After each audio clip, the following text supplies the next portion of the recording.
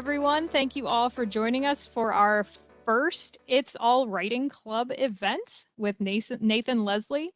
Nathan Leslie has written 10 fiction books so far, I believe. Editor for several different fiction anthologies, and he also teaches at Northern Virginia Community College. And he's going to talk to us today about creative writing and writing short stories. Yes. Well, thank you, Aaron, and thank you to the Loudon Library System for inviting me. It's really a thrill. Nice to meet you all. I'm hoping. Welcome, everybody. Let me just say a few words about kind of what we're going to focus on today. This is a general session in creative writing, really meant for beginning writers. So whether you are 7 years old or 70 years old, I think it can still be applicable. We're going to really focus on one particular topic today. We're not going to, really focus on all elements of creative writing because, of course, there's so many. You have plot, you have characterization, you have point of view and setting, and so many different aspects of creative writing that I teach in my creative writing class at Nova. But we're going to really focus on beginnings and beginning a story or beginning a novel. So in other words, we're going to focus on that very first sentence or two and how to construct an effective beginning. So let's talk about just in life in general, why have you all heard the phrase first impressions, right? Why do first impressions matter? What is a first impression, first of all? The first time you meet somebody, Absolutely. Right. So the first time you meet somebody. So when you meet somebody, or when you even maybe when you go to a new country or a new town or a new area of the world, you have that first impression, right? You have that initial reaction. Okay, so why do first impressions matter so much in life?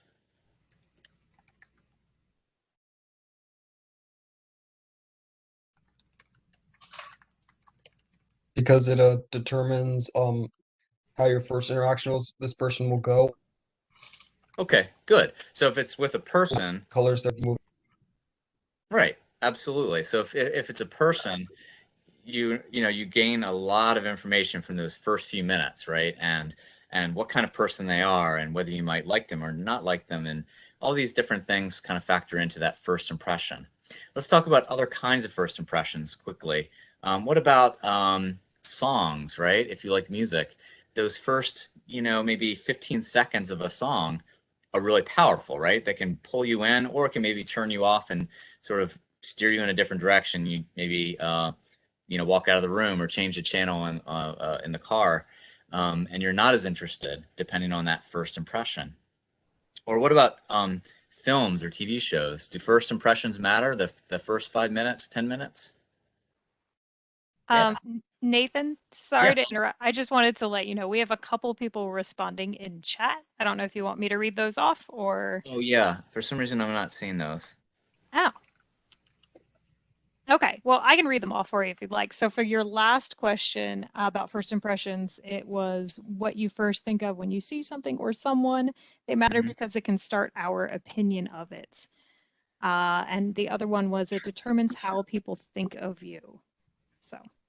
Okay, yeah. Right, absolutely. So those are both kind of related comments. Opinion or perception are a big part of that first impression. And so how you react to something is really based on really what you see initially, visually, orally, from your ears, and so much is gathered just from that first moment. Another sort of example would be if you go to a restaurant and you order an appetizer, right? And that appetizer is that first impression of of the restaurant. So you get a sense of the kind of food that they might serve and whether you're actually going to like it. So let's talk about fiction now and sort of use that metaphor of first impressions and talk a little bit about why beginnings matter in writing fiction. Okay, so by fiction I mean a short story or a novel. Okay, so beginnings matter so much because they set everything up, right? Just like a first impression from, you know, a person or a song or a film. Here are some of the things I'll type in chat that we learn from that very first sentence. Conflict, character. Maybe we learn about the setting, and we definitely learn about who is telling the story. And we might learn about the tone or the mood of the story or the novel, and also maybe some visual information. So that's a lot, right? Just from that first sentence, you learn, you know, perhaps a little bit about the main character. You learn about what's going to happen. You might learn about the visual aspect of the story or the novel, the setting, where and when it's taking place, and even the feel of it. So you learn really a lot in that very first moment. So let's talk about some examples of this. What do I mean? Well, first, I'm going to share a few sort of professional examples from various books that I have in my. I'm actually sitting in my library, which is in the basement here in my house, and on both sides of me here are bookshelves. There are 4 bookshelves over here, big ones, and 4 big ones over here, and these are just a few books that I selected from my own personal collection. So here's a here's an example from actually a book called a graphic novel. Okay, if you hopefully this is right side, you can actually see it. It's called Persepolis. It's a very famous graphic novel by Marjane Satrapi, and it's the subtitle of Persepolis is The Story of a Childhood. So it's actually about a young woman, a young girl who is growing up in Iran during the revolution. And the very first chapter is entitled The Veil, and the sentence is, or the first 2 sentences are, this is me when I was 10 years old. This was in 1980. So let's talk about that little beginning. And I'll just type it up here.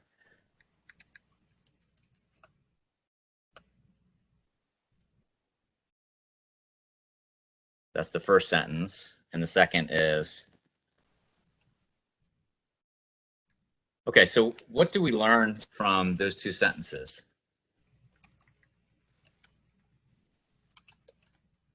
You learned like how the child was, like that you were 10 years old when the revolution was starting to happen. So Yes, right. So the first sentence, we learn how old the speaker is. We also learn who's telling the story. She is, right? It's what's called a first person story. So wait, that's a key detail because that detail carries us through the entire book. And then the second sentence, this was in 1980. What do we learn about there?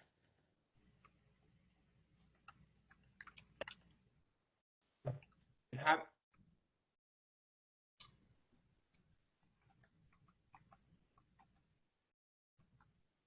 We learn about the setting, right? Where, well, actually, we don't learn where. We learn when this happened, 1980. In a few sentences later on in the book, we actually learn about where it happened. So the setting is established and a little bit about the character. Okay, let's go on to another example. This one is also from a very famous novel. It's a little bit more elaborate in terms of the sentence, but I think it should be pretty clear. I'll type it up first and you can see it here.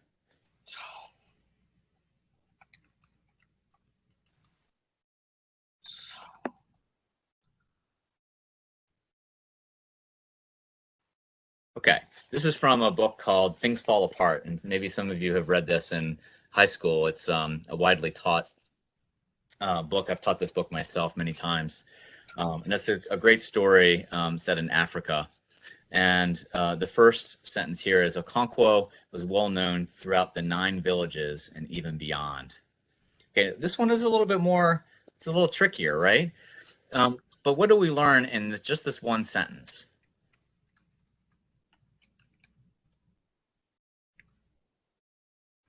Feel free to type it up in chat.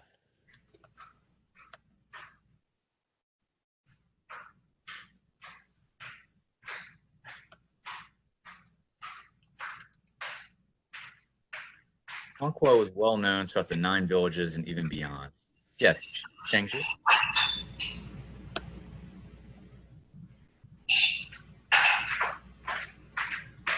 Anyone have a sense? Well, I think we learn a little bit about the character, don't we? Who's the main character? Okonkwo, right? And then we also learn that we have an area which has 9 villages, so we have small towns. And we also learn that Okonkwo was well known, so we know that he's kind of he's a famous person in these villages. Throughout the 9 villages and even beyond those 9 villages. So we have a very powerful character here that we learn about, and we learn his name, which is Okonkwo. Okay, a couple more examples. This is a collection of short stories by an author called Tom Perrotta. And this is these stories all take place in the 1970s. It's called Bad Haircut, which is a great title, I think, for a book about the 70s. And this is a story, it has sort of a football theme, which I thought would be good since we're going into to fall. And here the first sentence, I'll just read it. The first sentence is 15 minutes before the opening kickoff of our 76 state championship game, Rocky DeLuca quit the football team. So here we learn about the subject matter. It's going to be about football. We learn the main character's name, Rocky DeLuca, and here we learn something different. It's a slightly different example because we learn some key conflict. Has anyone heard of conflict regarding short stories or fiction? Yes, like what's the obstacle in the story? The trigger. Right.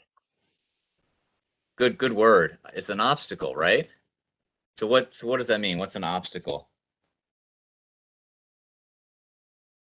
Basically, to cause a problem to push the story forward. Right. So it's a problem. It's something that, you know, the story or the novel is going to explore what kind of how this particular character tries to leap over this obstacle, to use that example, right? So here we learn that Rocky DeLuca, this main character, he quit the football team. So we want to find out what's going to happen next, right? Okay, last few examples. It also works even in a nonfiction book. So if you are interested in writing about yourself, about your own experience, this is still completely relevant. This is a great book. If you like animals, it's called The Soul of an Octopus. And it's by Cy Montgomery, who also writes children's books as well. And it's really about his journey in understanding octopus, and this animal. So the sentence here is, on a rare warm day in mid-March, when the snow was melting into mud in New Hampshire, I traveled to Boston, where everyone was strolling along the harbor or sitting on benches, licking ice cream cones. So here it's a more elaborate, it's a longer sentence, but we learn about the setting, the time and the place, Boston, March, and we learn that he's traveling to there. We get a sense of what people are doing around him as well. And then the last example I have is from another very famous novel called The Color Purple by Alice Walker, and which was also turned into a film. And this particular novel is written in letters, and I'll just type this one up because I think it's a little bit more powerful to see it.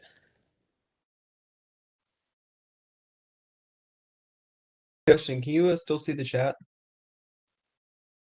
Can I still see? Say it The again? chat. People have been I putting am not answers to questions seeing, in the chat.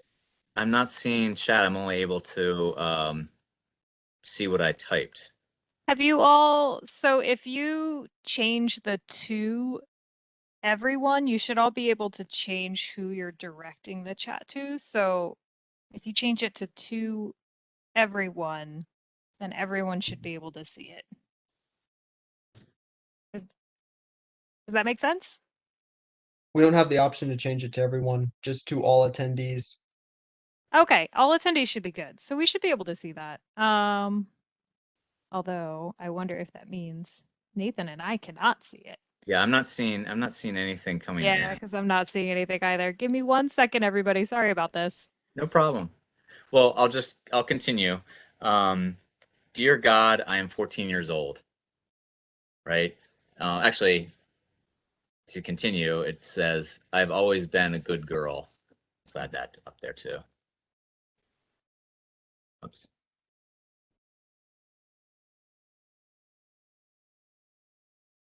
So here we get a very different feel, a different kind of sense of this book. And we learned that, this little girl who's 14 years old, she's addressing God and she's reaching out. So it has a very powerful beginning, right?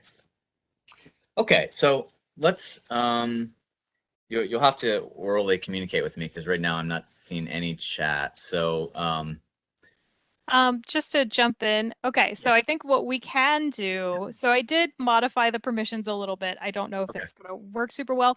If you chat to host, that will go to me and I will read them off to you, Nathan. So if you okay, can use your mics, send your questions to the host and then I can read them off. okay. I just saw a message from Zishan Ahmad. It says hi. That's the first one I've seen. Okay, Um, well maybe I fixed it. Great. okay, so let me just pause for a second. Okay, now it's working. Okay, so let's just pause for a second and see what kind of questions you may have that I can address before I continue. Yep, so if you asked any questions earlier, go ahead and re-ask them because I don't think we can see past chats. So No. yeah, go ahead and type them back in.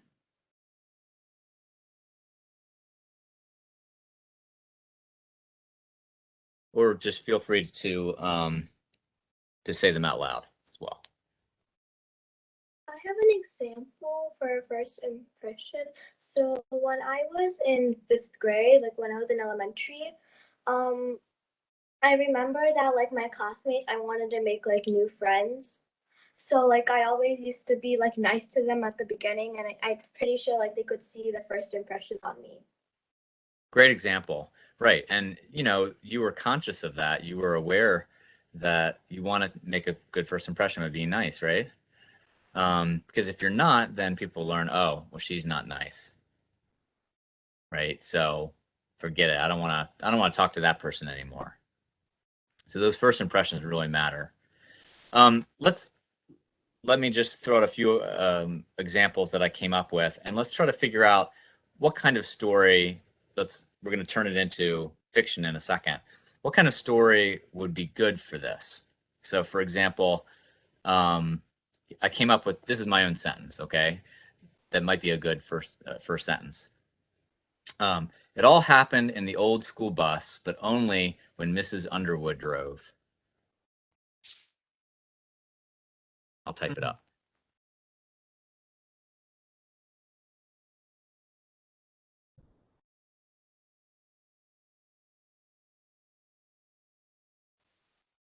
So here we have a two-part sentence, right? So what kind of story would you, if you had this sentence, what would you do with it? What kind of story would you write? I I'll probably write a fictional story. Like me not fiction, but kind of non-fiction. Because Okay, so you write about your own experience. yes, Could be fantasy. Someone said, right? Yeah, it could be a fantasy story. Sure. What else? Let's just brainstorm. What else could you do with this sentence? you can also make it science. You can also Say it make it again. science. You can also make it science fiction. Science fiction, drama, mystery, paper airplane, right? Secret airplane letters, realistic fiction. Any other ideas?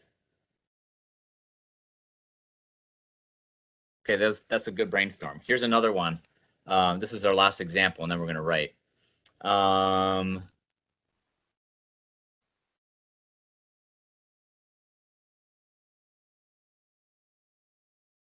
I never liked carrots until we grew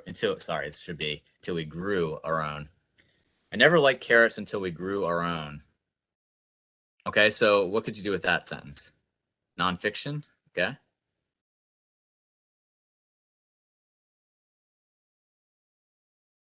Magic carrots, yeah. Historic fiction, I like it. Yeah, it has gardeners, right?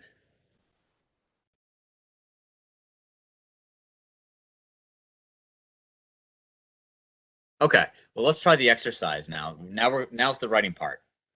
So I want everyone in the chat to type up a good first sentence of a story. Just one sentence, okay? It can be a long sentence, it can be a short one, but in the chat, just type up a sentence that you think would be a really cool beginning of a story. Okay, give you about 2 minutes and just go ahead and type it right up in the chat there so we can all see it.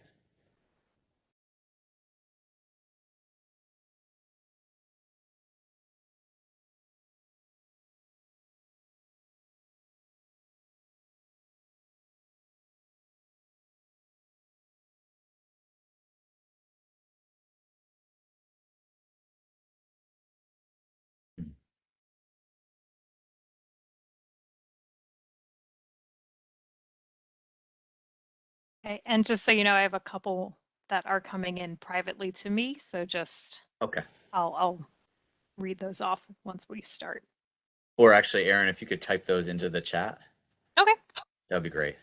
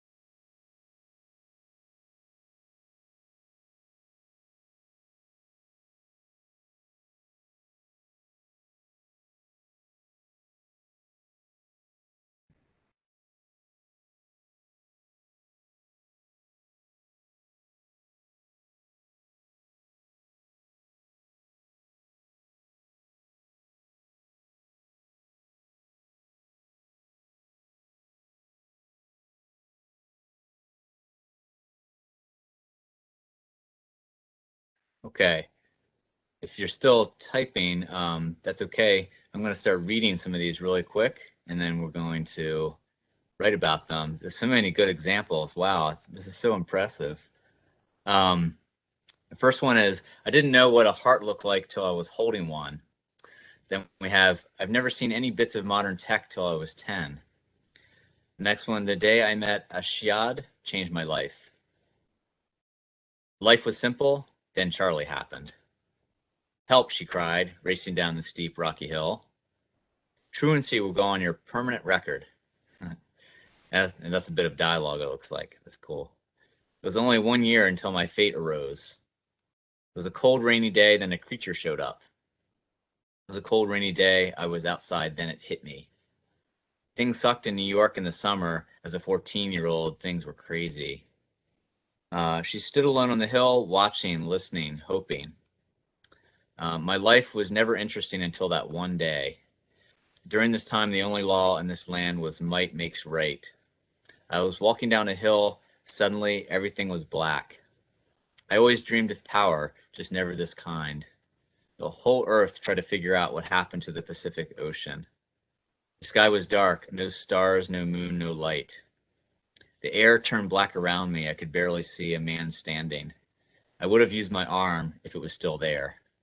All right, it's almost like a great story just to read all those first sentences together, to smush them together. And lastly, she was only 16 when she dies, or maybe died. Okay, so here's the exercise. I want you to take one sentence from the chat that you did not write, and I want you to write a story about it, or using that first sentence to start the story. And I'm just going to give you about maybe 7 minutes. Okay, so you'll probably just write a paragraph. Now this, I don't want you to write the story in the chat because it'll just fill up the whole chat. Maybe if you have a piece of paper in front of you, or a Word document, or anything on the computer is fine. Just something where you can actually write a paragraph. Okay, so I want you to pick your favorite example that you didn't write. So for example, let's say you choose the, I would have used my arm if it was still there. And then what would you do with that story? How would you continue it? What kind of story would you tell? And work on kind of building on that opening. Okay, so I'm going to put myself on mute here. If you have any questions, just let me know. But I'll give you about 7 minutes, maybe 8, and then I'll press the pause button and we'll come back and hear what you all came up with.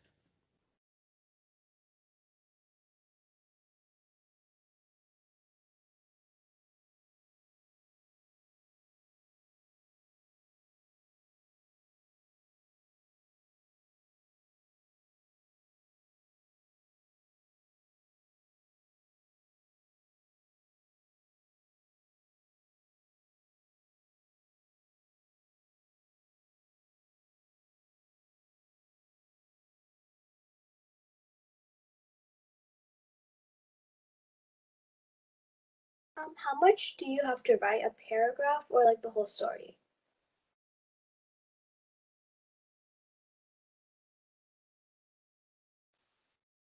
Just as much as you can.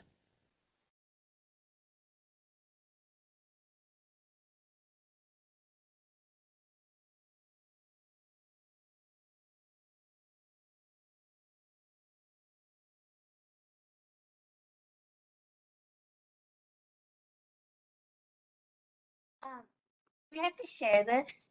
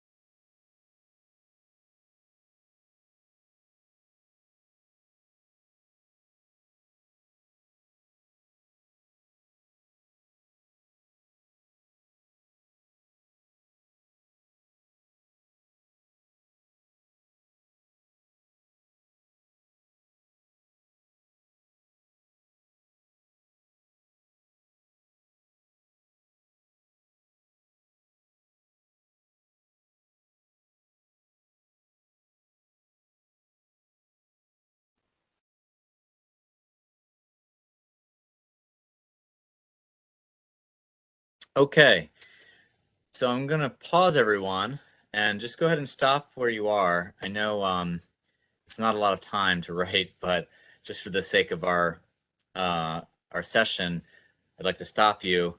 And then, of course, you can continue later on your own if you'd like, if you feel like you have something really good. Or if you like one of the other sentences, feel free to access that later and start all over because there's so many great first sentences. Um, a few people might want to share though. So would anyone like to share what they came up with and read it out loud? I think B. Grinnell, I'm sorry, I forgot your name. I don't mind if you copy it into the chat, Shangji. That's fine. Hi, I'm Bethany, and mine is Okay. I didn't know what a heart looked like until I was holding one. It was take your kid to work day, and my mom took me to the hospital. Not because of me, of course, but because of her job. They normally wouldn't let a kid into the surgical wing, but I was the daughter of Joel Abram. My mom is a legend around here, but I can't stand the sight of blood. So of course my mom thought it was a good idea to let me hold a human heart. I thought I was going to pass out. Wow, that is so good. You really took the heart image and you ran with it as like a literal heart in a hospital, right? That it was that your thinking?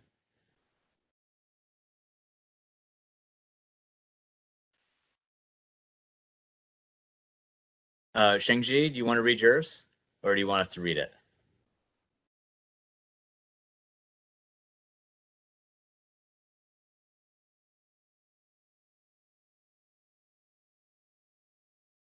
Okay. Okay, I'll read it. So here we go. Help, she cried, racing down the steep, rocky hill. At first, the guards could only see the young woman, her tiny figure moving at full speed towards their village. But then she saw the reason why she was running. A dozen bandits armed with weapons stolen from the caravan guards and laden with clothes taken from now deceased merchants. And they were catching up real quick. There were only 3 guards on watch that evening. Stag was a village in between 2 mountain ridges, and there weren't usually anything to guard it from other than the rabid wolves that inhabited the area, as well as the occasional bear.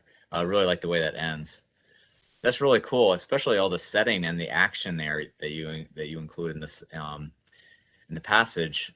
There's all this movement. It's really neat with the running and the guards and then with the mountain ridges. There's just a lot going on here, which makes it very active.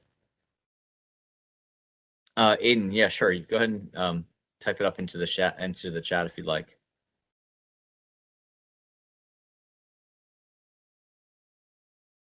or paste it.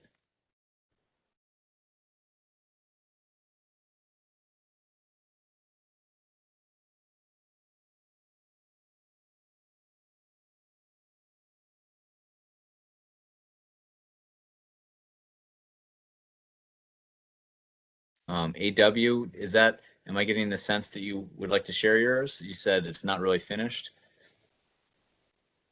Oh, here's Salma. Salma, would you like to read it, or would you prefer if I read it? Yusra.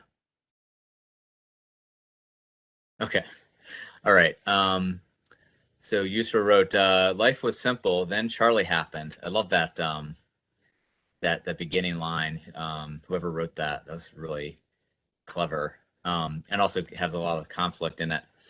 "Happy birthday," Mom said as she walked through the front door holding a bundle. "This is your new brother, Charlie." I scowled as I turned off the TV. I hated the news about my new baby brother. I sat on the couch, head in my hands. "Hey, come on, Chester. It won't be so bad. It was my birthday.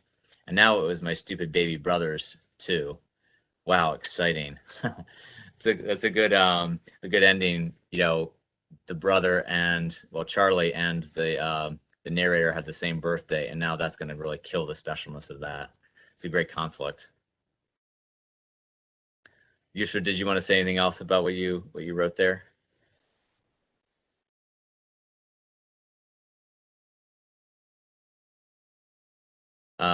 Who's okay? I'm sorry, I forgot the names. Who wrote the "Oh no" paragraph? Would you like to read that? Yes. Okay, go ahead. Okay, let me just find my paragraph. Just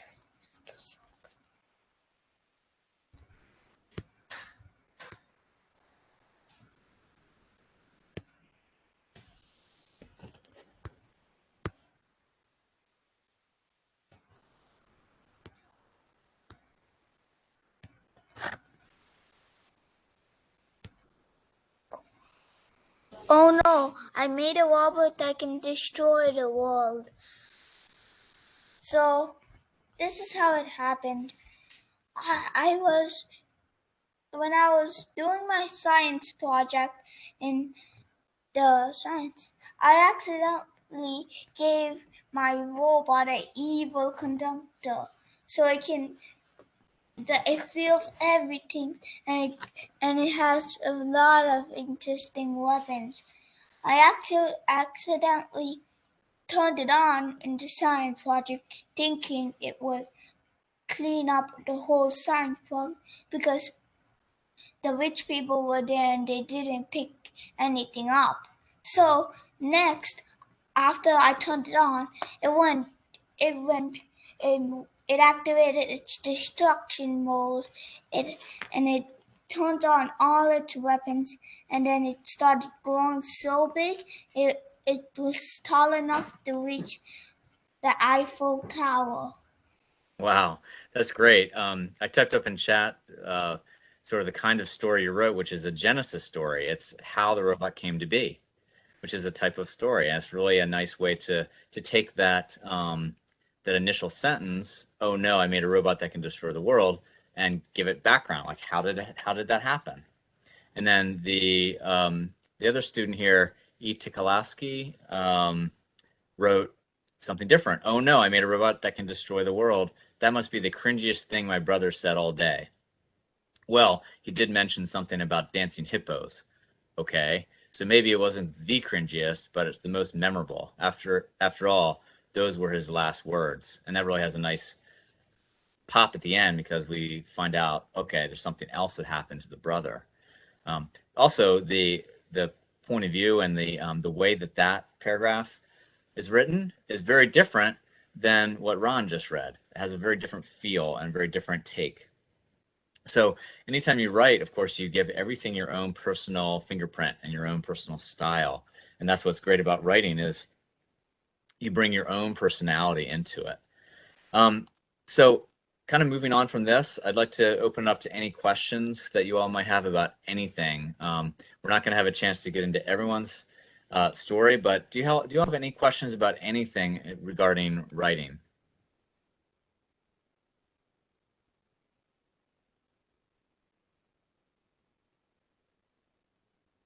I do have one. Yeah, sure. What's the best way to end a story? Say it again. The best way to end a story. Best way to end a story? Yes. Okay, I'm just typing up here in case you didn't hear that. The best way to end a story. Okay, so that's a great great question. I mean, we didn't talk about endings. Endings are, you know, a totally different ball of wax, and of course, it's in some ways more fun to begin a story because it has so many different possibilities. But ending is much harder. If you've ever heard the saying, "It's difficult to say goodbye." In real life, that's true, and same thing in fiction. It's really difficult to close the book and to wrap everything up. There's a lot of different techniques to this. It really depends on whether it's a long story, whether it's a short story. If it's a very short one, like just a couple pages, you usually tend to end it in a very simple fashion, and you're not able to bring everything together because you kind of leave it open-ended. What's called open-ended. But if you have a long story like a novel or a much longer like a novella or a very long short story, you tend to try to bring things together in some form or fashion to give a sense of what happens in the characters' future, in the lives of these characters after we stop reading. There's another technique which involves sort of closing a circle, I would say. Or let me put it this way. Bringing everything full circle. So kind of returning, excuse me, to the beginning. That's a technique. But there's a lot of different techniques that we just can't get into at this point. Those are a few of them. Someone else asked, AW asked, what is your favorite point of view to use? It really depends on you. You know, it's a personal thing. Personally, I like first person, what's called first person point of view. And if you've never heard of that, what that means is it's a character telling the story.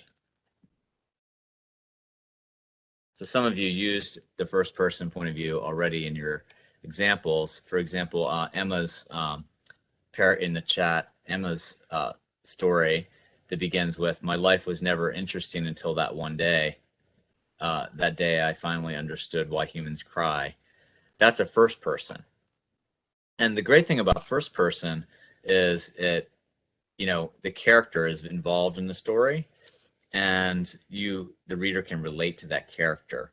However, as Shengji mentioned, third person can also be good for different reasons. I mean, a third person is effective because it kind of gives you a little bit more control and more power to describe things that maybe one character wouldn't see.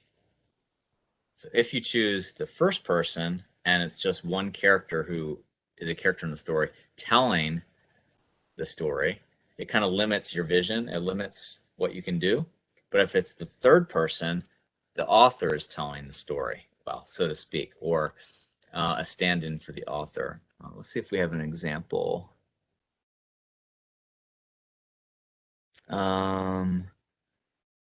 It looks like, yeah, the example here, the sky was dark, no stars, no moon, no light. It happened last night, and now everyone is miserable.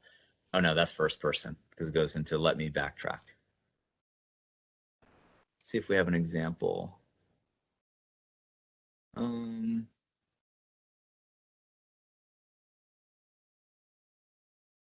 Yeah, help, the example Shengji wrote, "Help, she cried, racing down the steep rocky hill." That one in the chat is third person. So we have a very different feel. Okay.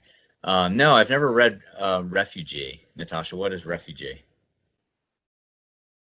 It is a book. I think it's kind of new. It's actually now libraries are giving it out for free because it's a really good book. It's the book of the year. Oh, cool. Who wrote it? Do you know? The author's name. I think the book's upstairs. But it's about it's a timestamp. So there's 3 different characters at different timestamps, a different period of time. Oh, neat.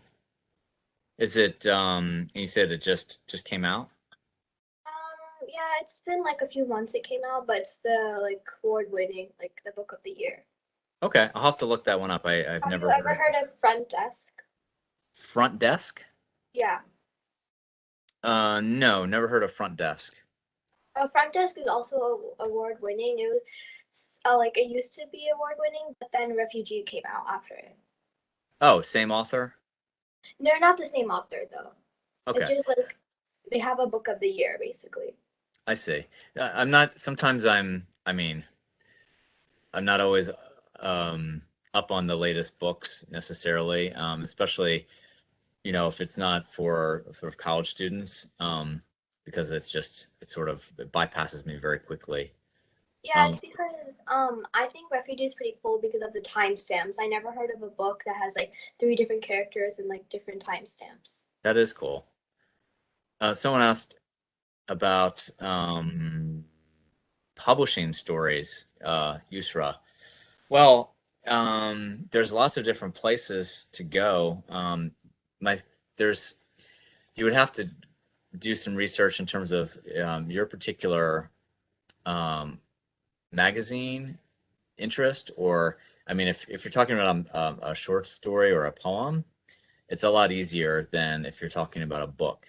I mean, we can't really get into that whole subject. We just don't have time. But if you're talking about a magazine, you can find places even that publish literature by children or adolescents.